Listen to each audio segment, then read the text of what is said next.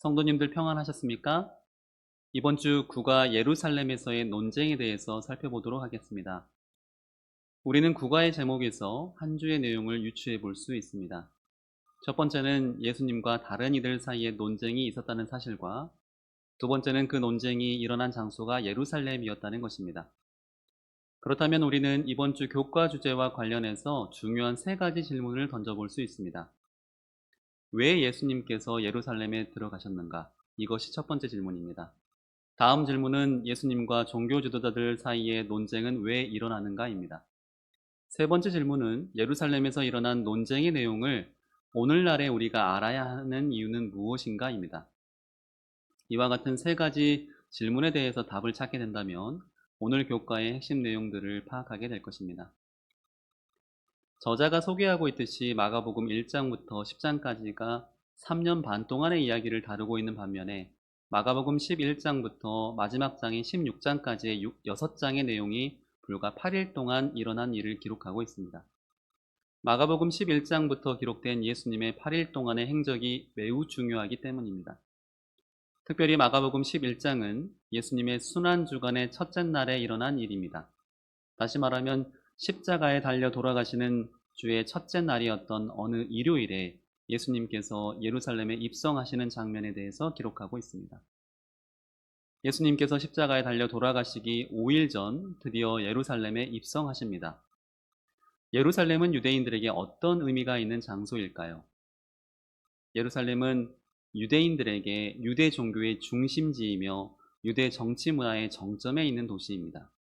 누가 뭐라고 해도 이스라엘 민족에게 예루살렘은 절대적 의미를 갖는 장소입니다. 평화의 도시라는 어원을 가진 예루살렘이 그렇게 중요한 이유는 무엇입니까? 그것은 예루살렘에 성전이 있었기 때문입니다. 출애굽을 한 이스라엘 민족에게 있어서 그들은 광야에서 성막성소 시대를 살았습니다. 누구를 믿고 그들이 애굽을 나왔습니까? 모세를 통해 임재하신 하나님을 믿고 그들은 애굽을 나왔습니다. 그러므로 그들이 애굽에서 나와 약속의 땅 가나안에 들어가기까지 광야를 거치면서 그들은 천막을 치고 이동을 했으며 이동의 중심에는 늘 성막성소가 존재했습니다. 성막성소가 중심에 자리하는 삶은 나의 인생의 주인이 하나님 되심을 선언하는 것입니다. 그런데 가나안으로 입성해서는 더 이상 이동식 성소는 필요하지 않게 되었습니다. 다윗 시대 이후로는 예루살렘에 존재하는 건물 형태의 성전 시대가 시작된 것입니다. 그러므로 유대인들에게는 성전이 가지는 의미는 절대적입니다. 이스라엘 민족의 태생 자체가 하나님의 인도하심이었기에 그들의 삶에서 성전을 빼고는 논할 수가 없습니다. 마가복음 11장에서 예수님께서 예루살렘으로 입성하시는 시기는 6월절이었습니다. 그런데 6월절은 출애굽의 10번째 재앙과 관련이 있습니다. 모세가 이스라엘 모든 장로를 불러서 그들에게 이르되 너희는 나가서 너희의 가족대로 어린 양을 택하여 6월절 양으로 잡고 우슬초 묶음을 가져다가 그릇에 담은 피에 적셔서 그 피를 문 임방과 좌우 설주에 뿌리고 아침까지 한 사람도 자기 집 문 밖에 나가지 말라. 여호와께서 애굽 사람들에게 재앙을 내리려고 지나가실 때에 문 임방과 좌우 문설주의 피를 보시면 여호와께서 그 문을 넘으시고 멸하는 자에게 너희 집에 들어가서 너희를 치지 못하게 하실 것임이니라. 재앙을 피할 수 있는 유일한 길은 6월절 어린 양을 잡은 피를 문 임방과 좌우 설주에 뿌리는 것이었습니다. 어린 양이 그 집의 장자를 위해 대신 죽었기에 재앙은 그 집을 들어올 수 없는 것이었습니다. 6월절을 위해서는 반드시 어린 양의 죽음이 필요했습니다. 약속의 말씀을 신뢰하지 않았던 가정들의 장자는 재앙을 피할 수 없었지만 모세를 통해 주어진 약속의 말씀을 굳게 믿고 순종했던 가정들은 재앙으로부터 안전했습니다. 이렇게 하나님의 구원하심을 기념하여 지키게 된 것이 바로 6월절이었습니다.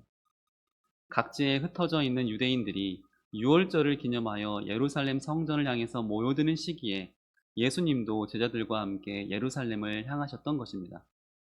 우리는 3기 교과 첫 시간에 예수님은 십자가를 향해 멈추지 않고 나아가신다고 살펴보았습니다. 예수님께서 예루살렘을 입성하신 이유는 무엇입니까?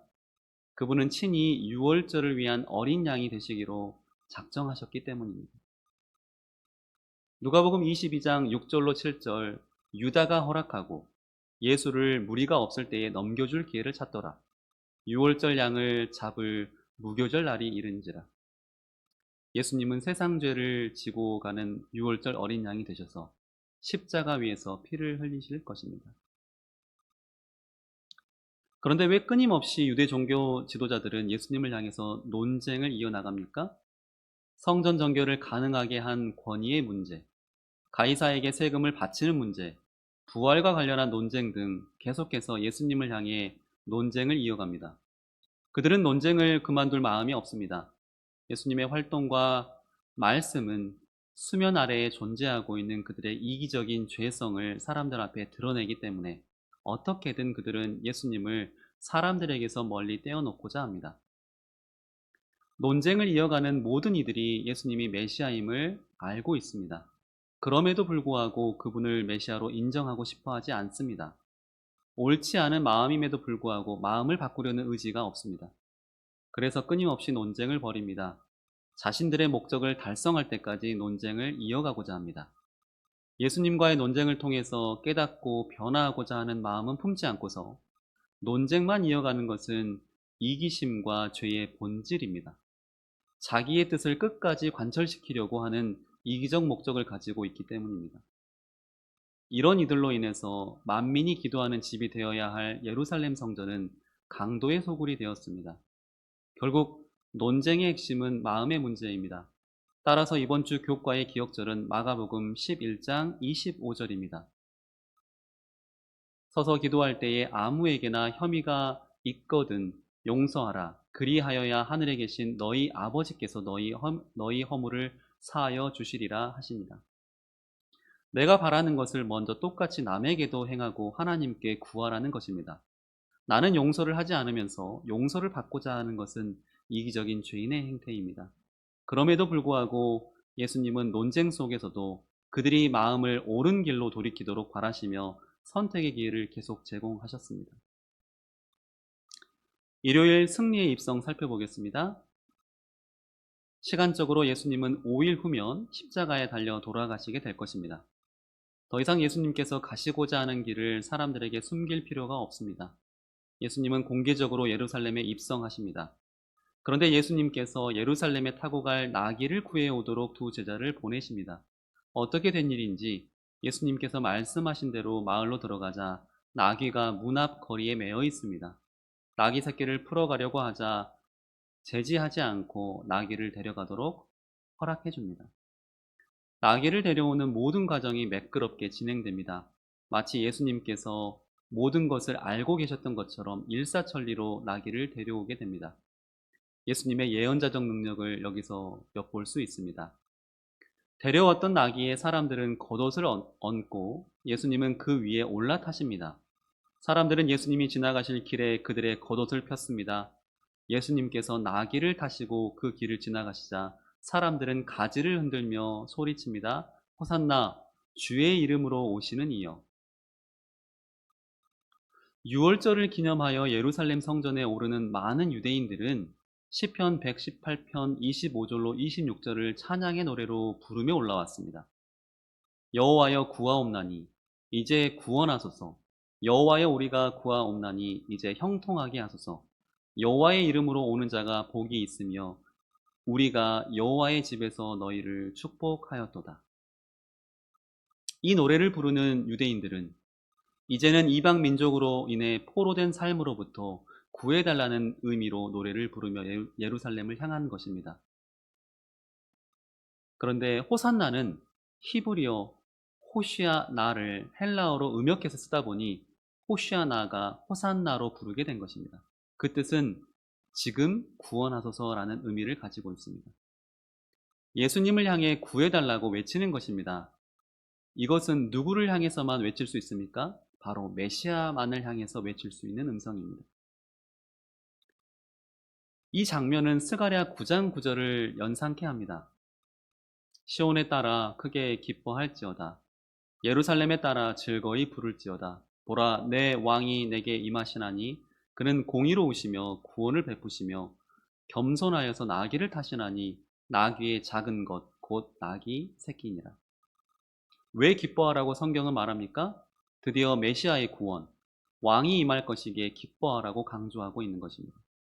나귀 새끼를 타고 오는 예루살렘의 왕을 스가랴는 약속하고 있습니다.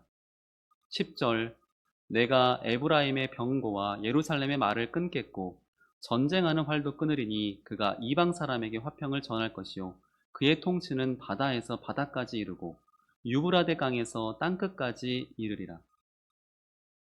10절에 기록되어 있는 에브라임은 북방 이스라엘을 상징하며 예루살렘은 남방 유다를 상징합니다. 그러므로 에브라임과 예루살렘은 이스라엘 전체를 의미하고 있습니다. 따라서 나귀를 타고 오시는 메시아는 온 이스라엘 땅에 이제는 전쟁이 아닌 평화를 가져올 것을 약속하고 있습니다. 그러므로 그들에게는 더 이상 병거도 필요 없으며 말도 필요 없고 오히려 그들이 전 세계에 화평을 전하는 존재가 될 것이라고 약속하고 있습니다. 이런 메시아가 나귀를 타고 입성하시는데 예수께서 나귀 새끼를 타고 입성하시자 사람들은 열광하게 됩니다. 드디어 로마 제국을 뒤엎을 수 있는 순간이 도래하였다고 철석같이 믿고 호산나를 외칩니다. 하지만 처음부터 끝까지 예수께서는 이 땅에 오신 목적이 이스라엘의 왕으로 등극하시기 위함이 아니요 세상의 구원자로 오시기를 원하셨습니다. 사람들이 가지고 있는 예수님에 대한 인간적인 기대가 크면 클수록 사람들은 이스라엘의 정치적 왕으로 등극할 마음이 전혀 없는 예수님을 향한 분개를 나타낼 것입니다. 더불어 예수님을 향한 이와 같은 여러와 같은 지지와 함성은 유대 종교제도들로 하여금 자신들이 이미 구축해 놓은 기성 질서의 위협으로 느껴졌습니다. 이 사건을 기점으로 그들로서는 더욱 예수님을 제거해야 할 이유가 분명해집니다. 나귀를 타고 예루살렘을 입성하시는 예수님은 결국 십자가 죽음을 향해 나아가십니다. 어쩌면 예수님 개인으로 본다면 이는 승리의 입성이 아닐지 모릅니다. 그분에게는 처절한 십자가가 놓여 있기 때문입니다. 그러나 예수님을 환영하는 수많은 무리 가운데에는 진실로 구원을 경험한 이들이 포함되어 있었습니다. 예수께서 눈을 뜨게 하신 소경이 길을 인도하고 있으며 혀를 풀어주신 한 사람이 호산나를 외치고 있고 깨끗함을 받은 나병 환자들이 겉옷을 길에 펼쳐 놓았습니다. 그들을 위한 영원한 구원의 생명을 십자가 위에서 예수님은 이루실 것입니다. 오늘 우리를 위한 죄사함과 영원한 생명 또한 예수님은 이루셨습니다. 그러니 예수님께서 예루살렘을 입성하신 것은 모든 것을 완성시키는 선악의 대결에서 승리를 이루시는 입성이었습니다. 월요일 저주받은 나무와 깨끗해진 성전입니다. 예수님은 예루살렘을 향해 가시는 중에 시장하셨고 잎이 달린 무화과 나무를 보셨습니다. 이튿날 그들이 베다니에서 나왔을 때에 예수께서 시장하신지라 멀리서 잎사귀 있는 한 무화과 나무를 보시고 혹 그 나무에 무엇이 있을까 하여 가셨더니 가서 보신즉 잎사귀 외에 아무것도 없더라. 이는 무화과의 때가 아님이라. 성경은 혹 그 나무에 무엇이 있을까 하여 예수께서 가셨다고 기록합니다. 무화과 열매가 달리기에는 이른 때라서 혹시나 열매가 있을까 생각하셔서 가셨다고 말합니다. 그러나 나무에는 열매가 달려있지 않습니다. 그러자 불현듯 그 무화과 나무를 향해서 다시는 열매를 맺지 못할 것이라는 말씀을 하십니다. 제자들이 듣기에 굉장히 이례적인 말씀이었습니다. 언제나 구원과 회복에 대해서 강조하셨던 예수님께서 열매가 달리지 않았다고 나무를 향해 저주를 선언하신 것은 도대체 어떻게 이해해야 할까요? 그것도 무화과 열매가 열리기에는 아직 이른 시기였던 상황 속에서 말입니다. 무화과 나무의 생장에 대해서 우리는 이해할 필요가 있습니다. 무화과 나무는 말 그대로 꽃이 피지 않고 열매를 맺습니다. 무화과 나무의 특징은 잎이 나기 전에 익은 열매가 나오는 특성이 있습니다. 사진 속의 무화과 열매는 아직 잎이 훌쩍 크지 않았음에도 불구하고 열매가 달려 있습니다. 잎이 무성하기 전부터 열매가 맺힙니다. 그러므로 당연히 잎이 무성하게 될 때는 완전한 열매를 얻을 수 있을 것이라는 기대를 갖게 만듭니다. 예수님 눈에 비쳤던 무화과 나무는 주변의 다른 나무들에 비해서 월등히 잎이 무성해 보였습니다. 그러니 예수님께서는 다른 나무가 아닌 바로 잎이 무성한 나무에서 열매를 얻을 수 있을 것이라고 기대를 하셨던 것입니다. 그러나 그 나무는 전혀 열매를 맺지 않았습니다. 겉모습은 기대를 갖기에 충분했지만 실상은 열매가 없는 나무였던 것입니다. 오히려 잎사귀가 무성하지 않았더라면 아무런 기대도 품지 않았을 것입니다. 무성하게 자란 잎사귀는 유대 민족을 상징했습니다. 유대 민족은 겉으로는 하나님께 선택받은 민족이라 주장하지만 그들의 삶에서 그 어떤 겸손과 사랑과 자비의 열매는 발견하기 어려웠습니다. 열매를 맺을 수 있는 나무에게 주어진 임무는 열매를 맺고 자신의 열매를 나누어 주는 것입니다. 그러나 열매를 나눌 수 있는 열매가 없는 나무는 본래의 목적을 잃고 마르게 될 것입니다. 예수님은 그 사실을 나무를 통해 사람들에게 말씀하시고 싶으셨던 것입니다. 봉사하지 않으면서 하나님의 법대로 살 수 있는 사람은 한 사람도 없습니다. 우리에게는 나누어야 할 의무가 있습니다. 곧이어 성전을 정결하게 하시는 장면이 이어집니다. 성전 안에서 매매하는 자들을 내쫓으시고 환전상들의 상을 뒤엎으십니다. 성전의 뜰은 유대인 남성을 위한 뜰과 유대인 여성을 위한 뜰, 그리고 이방인을 위한 뜰이 있습니다. 성전 뜰 중에서 가장 주변부에 위치한 공간이 바로 이방인을 위한 뜰입니다. 이방인들 중에서 하나님을 믿기는 하지만 아직 할례받지 아니한 하나님을 경외하는 이들을 위한 공간이 있었습니다. 그러나 유대인들은 자신들의 예배 공간은 깨끗하게 유지하면서 정작 이방인들을 위한 공간은 장사하는 공간으로 만들어 버립니다. 이방인을 위한 공간에서는 먼 곳에서 성전을 찾기 위해 찾아오는 이들을 위해서 제물을 거래할 수 있도록 편의가 제공됩니다. 순례자들은 흠 없는 제물을 드리고자 원했고 먼 거리를 여행하며 가축을 동행한다는 것은 매우 어려운 일이었습니다. 따라서 편의가 제공된 것입니다. 그런데 제물이 필요한 이유는 예배를 위한 것이었습니다. 피 흘림이 있는 제물의 죽음을 통해 죄가 얼마나 무서운 것이며 개인의 죄를 대신 짊어지고 가는 어린 양을 깊이 묵상해야 할 필요가 있었습니다. 그러나 이방인의 뜰에서 가축이 매매되는 그 현장에서 예배에 대한 엄숙함은 이미 잊혀진 지 오래입니다. 상인들은 그저 자기의 이익을 위해 높은 값을 부르고 터무니없는 가격으로 구매자와 판매자 사이에 실랑이가 오고 갑니다. 그런 현장에서 예배의 거룩함은 느껴질 수가 없습니다. 종교 지도자들은 그들과의 결탁을 통해 직간접적으로 부당한 이득을 취하는 일을 벌이고 있습니다. 사람들의 마음을 하나님께로 인도해야 할 그들이 사람들의 마음을 하나님에게서 멀어지게 하고 있으니 그들이야말로 강도임이 틀림없습니다. 한편에서는 성전 유지를 위해서 모든 남성에게 성전세를 걷고 있습니다. 성전세로 반세계를 내야 했습니다. 그런데 각지에서 찾아온 남성들이 가지고 있던 주화는 로마의 데나리온이었습니다. 로마 황제가 찍혀있는 데나리온은 유대 화폐인 세겔로 바뀌어져 성전세로 들여져야 했습니다. 그 과정에서 환전상들이 등장합니다. 그리고 이들은 폭리를 취합니다. 역시나 유대 종교 지도자들이 이 일에 얽혀 있습니다. 울며 겨자 먹기로 높은 수수료를 주고 데나리온을 세겔로 바꾸어 내게 됩니다. 이 과정 속에서 방문했던 사람들에게 거룩한 공간이라고 하는 성전에 대한 개념은 잊혀지게 됩니다.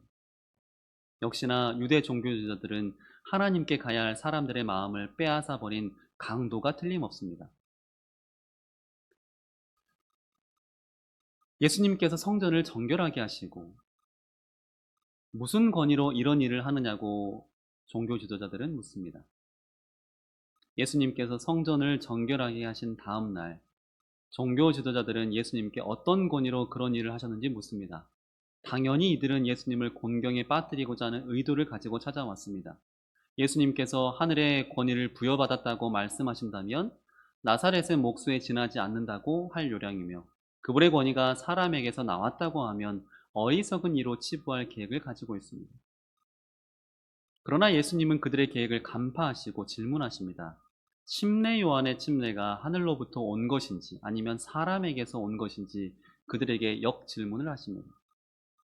마가복음 11장 31절 32절 읽겠습니다. 요한의 침례가 하늘로부터냐 사람으로부터냐 내게 대답하라. 그들이 서로 의논하여 이르되 만일 하늘로부터라 하면 어찌하여 그를 믿지 아니하였느냐 할 것이니 그러면 사람으로부터라 할까 하였으나 모든 사람이 요한을 참 선지자로 여김으로 그들이 백성을 두려워하는지라. 그들이 만약 침례 요한의 권위가 하늘에서 왔다고 말한다면 눈앞에 계신 예수님의 존재를 인정해야 하는 것을 고백하는 것입니다. 요한복음 1장 29절에서 침례 요한은 세상 죄를 지고 가는 하나님의 어린 양을 보라라고 하며 예수 그리스도에 대해서 증언했습니다. 그러니 침례 요한을 인정하는 것은 예수님을 인정하는 것입니다. 반면에 침례 요한의 권위를 사람에게서 온 것으로 절하하게 되면 많은 이들은 침례 요한을 선지자로 믿고 있는 가운데 큰 반발을 부르게 될 것입니다. 그러니 예수님께 질문했던 종교 지도자들이야말로 예수님의 역질문을 통해 곤경에 빠지게 되었습니다. 그들 스스로는 자기 꾀에 빠졌습니다. 스스로들 자신들의 이중적인 모습을 마주하게 된 것입니다. 그러므로 그들은 올바른 선택을 할 수 있는 기로에 서게 되었습니다. 그런 이들에게 예수님께서 한 비유를 들려주십니다. 포도원을 농부들에게 맡기고 타국에 가 있는 포도원 주인이 때가 되어 결실을 얻고자 여러 종들을 보내지만 농부들은 그들을 때리거나 죽입니다. 그러자 최후의 선택으로 주인은 아들을 보내면서 주인의 아들이기에 그를 존대할 것이라고 여기며 보냈습니다. 그러나 오히려 농부들은 주인의 아들을 죽이며 상속할 사람이 없어지니 그 포도원 농장이 자기들의 것이 될 것이라고 아들을 죽입니다. 예수님의 비유 속에서 등장하는 농부들이 누구인지 비유의 말씀을 듣고 있는 유대 종교 지도자들은 너무나도 잘 알고 있습니다. 하나님의 아들이신 예수 그리스도를 제거하고자 했던 그들이야말로 비유 속의 농부였던 것입니다. 부인할 수 없는 자신들의 계획이 예수님을 통해 드러나게 되었습니다. 그럼에도 불구하고 그들에게는 여전히 선택의 기회가 놓여 있습니다. 여전히 책망 대신 비유의 말씀을 통해 순종의 길로 돌아오도록 권면하시는 예수님의 모습을 우리는 볼 수 있습니다. 그러나 예수님께서 그들에게 강요하지는 않으십니다. 그들은 선택해야 하는 것입니다. 영감의 교훈 말씀 읽겠습니다. 사랑으로 경고하심, 모든 진리의 빛을 거절한 것, 모든 경고를 멸시하고 유의하지 않은 것, 온갖 정욕에 빠진 것, 하나님의 율법을 범한 것 등은 틀림없이 뿌린 대로 수확하게 될 시이다. 하나님의 신은 완고하게 거절하는 죄인에게서 마침내 떠나신다.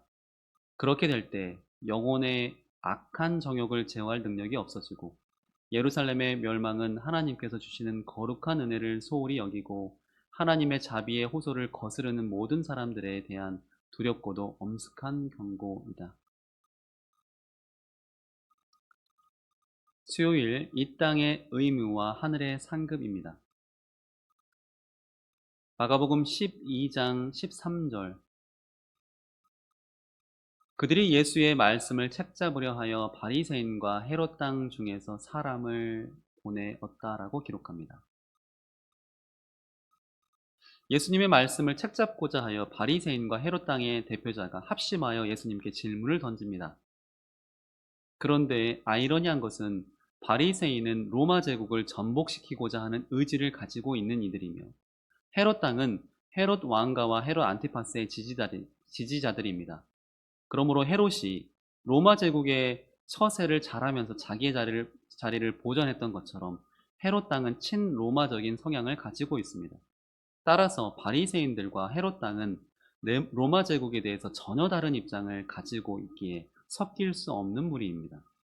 그러나 이들이 예수님으로 인해서 자신들의 입지가 좁아지는 것 때문에 두려워 예수님을 공경에 빠뜨리고자 하는 문제에 있어서는 그들의 의견이 일치가 됩니다. 그래야 그들은 함께 질문을 합니다. 가이사 곧 로마의 황제에게 세금을 바치는 것이 옳은 것인지 묻습니다. 로마로 보내는 세금으로 인해 어려움을 겪고 있는 유대인들의 입장에서 세금을 내라고 하면 예수님은 유대 민족주의자들에게 적이 될 것입니다. 반면에 세금을 내지 말라고 하면 그것은 로마 제국에 대한 반역으로 여겨지게 될 것입니다. 그러자 예수님께서는 가이사의 것은 가이사에게, 하나님의 것은 하나님에게 바치라고 말씀하십니다. 이 말씀은 오늘날 우리가 신앙인으로서 사회를 어떻게 바라볼 것인지 중요한 관점을 제공합니다. 만약 우리가 이 사회를 악한 것으로 규정하고 그러기에 사회와 단절하고 오직 하늘만을 갈구하며 살아간다면 우리는 현실감이 없는 이상주의자가 될 것입니다. 반면에 현실을 하늘보다 더 큰 것으로 여기고 하늘을 대수롭지 않은 것으로 여긴다면 세속적 현실주의자가 되기 쉬울 것입니다. 그러므로 오늘 우리가 가야 할 길은 현실의 삶에 충실하면서 끊임없이 하늘을 소망하는 신앙인이 되어야 할 것입니다. 우리가 밟고 있는 현실의 터전을 성실하게 책임을 다하면서 하나님의 형상으로 창조되었음을 잃지 않고 마땅히 하나님께 드려야 할 우리의 마음을 드려야 하는 것입니다. 2세기 교부 터툴리아는 하나님의 형상은 사람에게 새겨져 있기 때문에 하나님의 것은 사람이라고 해석합니다. 그러므로 마땅히 공동체가 유지되기 위해 필요한 세금은 소속되어 있는 사회로 들이되 하나님의 형상이 새겨진 하나님의 것인 우리의 마음은 하나님께 드리기를 간절히 바랍니다. 뒤이어 사두개인들이 등장하여 예수님께 부활과 관련하여 질문을 합니다. 사두개인들은 부활을 믿지 않는 이들이었습니다. 그들은 부활을 믿지 않기 때문에 현실의 삶이 대단히 중요했습니다. 그러므로 로마 제국의 통치에 대해서 우호적이며 협조적이었습니다. 그렇게 그들은 동시에 사회 지배층으로 존재하게 되었습니다. 그들은 질문을 합니다. 신명기 25장 5절로 10절에 있는 형사취수법을 근거로 후사가 없이 죽은 형제의 대를 잇기 위해서 그의 형제가 그 형제의 아내를 통해 아들을 낳아주는 형사취수법을 근거로 부활에 대해서 질문을 하게 됩니다. 따라서 부활을 했을 경우에 누구의 아내가 되느냐는 문제를 거론하게 되는 것입니다. 예수님은 이 부활의 문제를 가지고 그들의 이해가 잘못되었다라고 말씀하십니다. 사람이 죽은 자 가운데서 살아날 때에는 장가도 아니 가고 시집도 아니 가고 하늘에 있는 천사들과 같으니라. 죽은 자가 살아난다는 것을 말할진대 너희가 모세의 책 중 가시나무 떨기에 관한 글에 하나님께서 모세에게 이르시되 나는 아브라함의 하나님이요 이삭의 하나님이요 야곱의 하나님이로라 하신 말씀을 읽어보지 못하였느냐. 하나님은 죽은 자의 하나님이 아니요 산 자의 하나님이시라. 너희가 크게 오해하였도다 하시니라. 사두개인들은 모세 오경만을 신뢰합니다. 그래서 예수님은 부활에 대해서 설명하실 때 의도적으로 모세 오경에 등장한 아브라함과 이삭과 야곱을 언급하며 하나님은 죽은 자의 하나님이 아니요 산 자의 하나님이시라고 선언하십니다. 아브라함도 이삭도 야곱도 이미 죽은 사람들이었지만 예수님은 죽은 자의 하나님이 아니라 산 자의 하나님이라고 말씀하시며 그들이 믿고 있는 아브라함과 이삭과 야곱 역시 부활할 것임을 말씀하십니다. 이 문제를 이해하기 위해 시대의 소망 말씀을 읽겠습니다. 우리 주위에 있는 신비를 여는 유일의 열쇠는 그들 속에 있는 하나님의 완전하신 임재와 능력을 승인하는 것이다.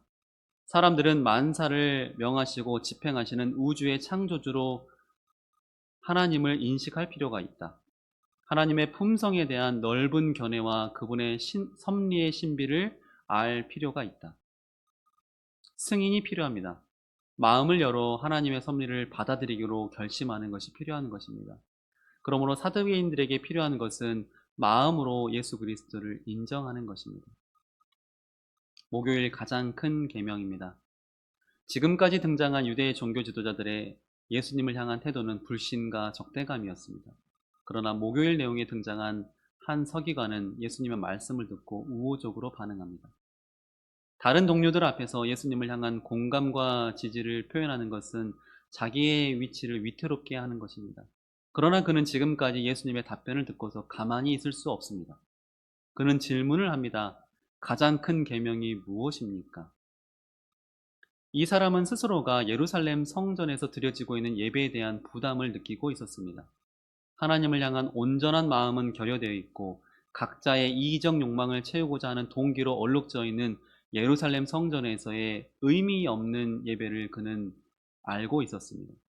그는 간절한 마음이 없는 제물의 피가 의미가 있나라고 하는 의구심을 가지고 있었습니다.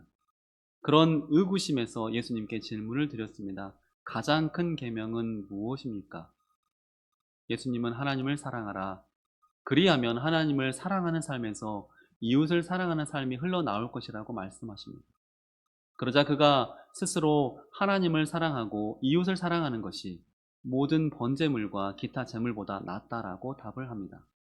예수님은 하나님을 사랑하며 사람을 사랑하는 마음으로 십자가에 달려 돌아가시게 됩니다.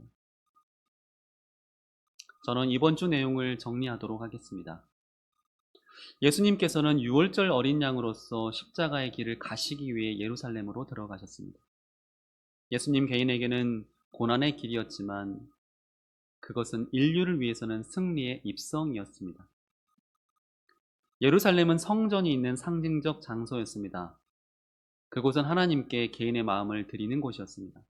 그러나 예루살렘은 성전의 온전한 정신은 사라져버리고 예배의 형식만 남은 잎이 무성한 무화과 나무와 같았습니다. 성전 봉사자들은 겉으로는 거룩한 척하며 뒤로는 이기적인 욕심을 채우고 있었습니다. 당연히 그들로 인해 힘겹게 성전을 찾은 사람들의 마음은 어느새 현실의 고단함에 빼앗겨 버립니다. 그들은 마음을 앗아가는 강도 행위를 했던 것입니다.